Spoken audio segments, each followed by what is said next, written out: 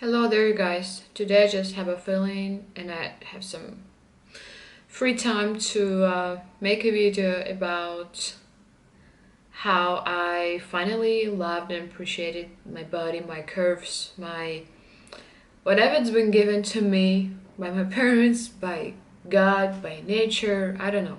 Just recently, just like not just like starting not by recently, by the year of 2020, the last decade. I hated my body, just hated that, and not just 2 years ago. I hated my body, and even especially in the childhood, especially in the puberty period when all of my classmates, girls, they were kind of getting beautiful, and I was like, with my acne, with my legs that were always bigger than my upper body. I was so like I felt like the worst of the nature was given to me. Even though actually it's been like a foundation to build what I managed to build with and how I managed to you know what I managed to do with my body by the things I could control and still can't control. Just recently I felt that I started getting compliments by my body, by my like everything, and by actually by dancing and by showing my body on social media, which I never did before because I was shy, because I was like, no, it's not appropriate and stuff. And then I was like, yeah, I want to show what I'm proud of. I want to show that what's been given, it's already a treasure, and I should love it, I should appreciate it, and I should keep working on it. I told you a little bit about my childhood and puberty that I was kind of. I just felt that was not, and my nose seemed bigger. My skin, my face was traumatized by like I don't know, it was a genetic thing because I got my skin type from my father. He had an oily skin. My mom has a dry skin, so oily skin gives you like the cyan web to your face because people still sometimes think that I'm 19, but actually I'm 26, turning 27 this year, and I'm so satisfied with the quality of my face, like really. Then I remember by the age of 18 and 19, I became really not skinny, but slim, sort of slim because I remember I had a heartbreak, and I had a real like I had panic attacks due to some circumstances. I don't want to talk about it, but still I had to I took Prozac, and I just lost weight. I lost weight within 1 month, which was not healthy. I abused sport. I was I was looking pretty good, but my mentality was like that was really bad. And then I regained what I've lost, and my weight was the same for years, for years, for years. I couldn't even think of losing weight. My body didn't let this weight go off. Just literally, I was stuck in both ways, mental and physical. After that, if I remember what like appears on my mind, in my mind was that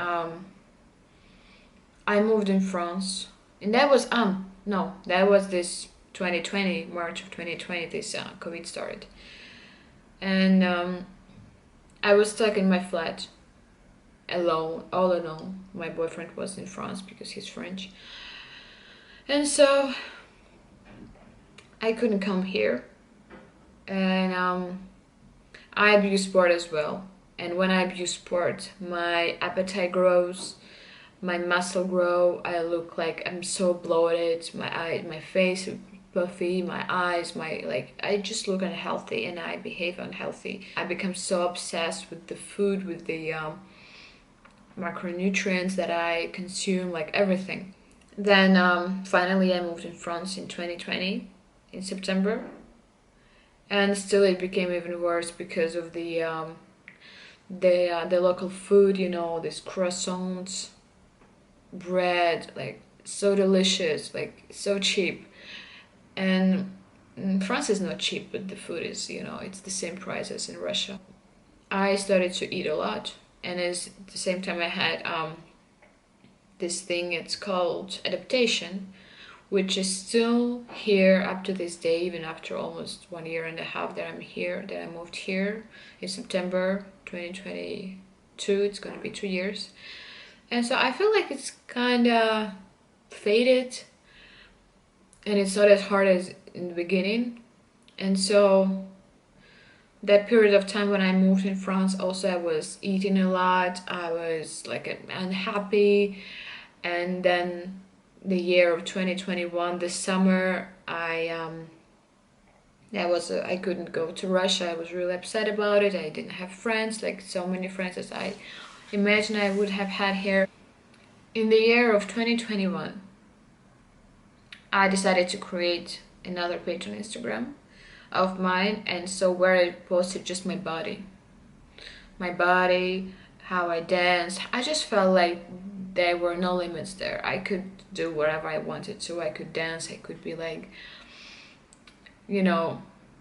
just I didn't even worry how to write posts, to do just my just how I did sport and how I danced. Just I tried to make myself happy by doing things that I was capable of and didn't take money. So the page on Instagram, that obviously didn't take any money. Still, that summer I was eating a lot and doing a lot of sport, the summer of 2021. Still was not happy. We were living in a small flat with, like, I didn't have my own space. I was not happy with the circumstances. Couldn't go to my homeland.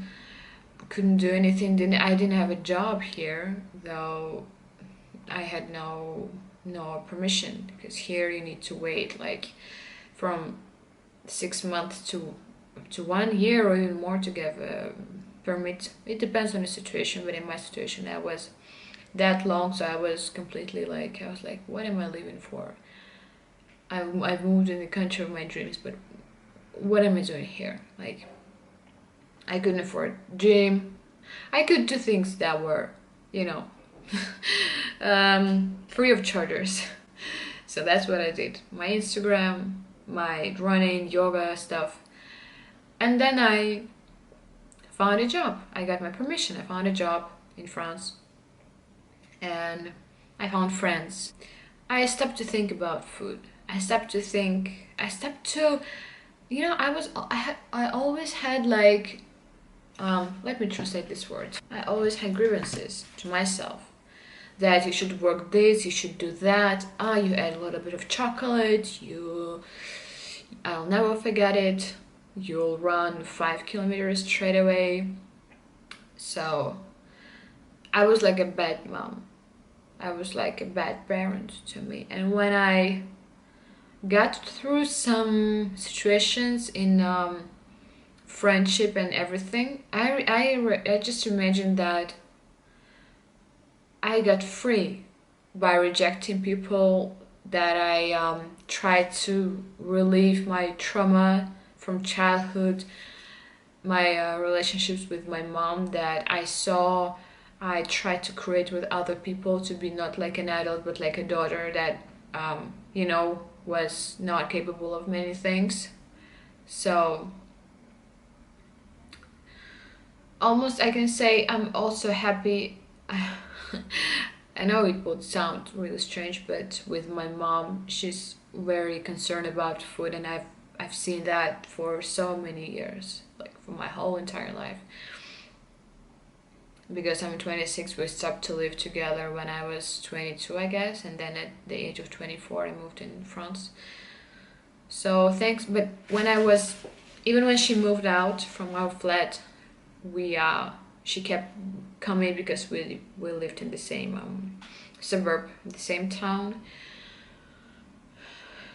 And my partner, he's not so much into food, and I became calmer. I guess by just realizing that I cannot change the origin of my body. I naturally have big curves, like legs, they're massive compared to my upper body, and so I cannot actually change it. I can just cut off my legs. So I don't know. I don't know. And I was just like changing my hair, being focusing on other things, walking a lot, because I wouldn't say I do a lot of sport, but I walk a lot. Instead of taking a bus, I walk. I can walk up to 15,000 steps per day.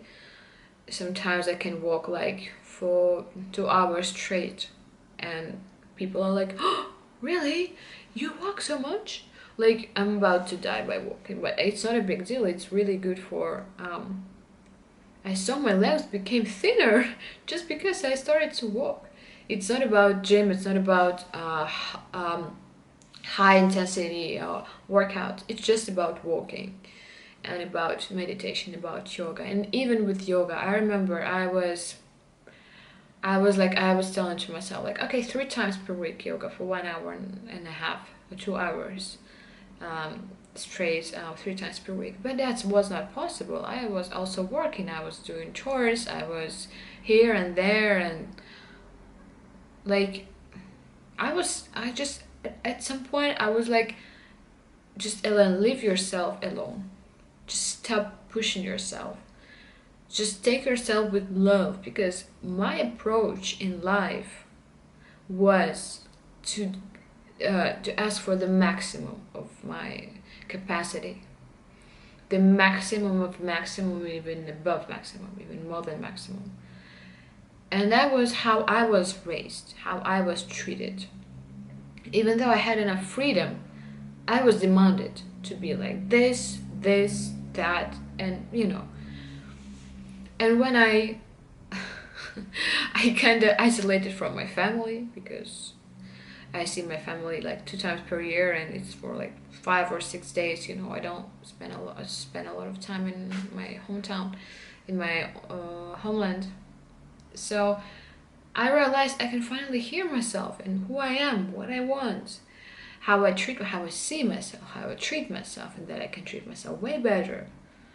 Because we see our parents or people that we're growing with, that they treat themselves one way and we copy that way. We don't really have time to think. We just copy that because this is the nature of people.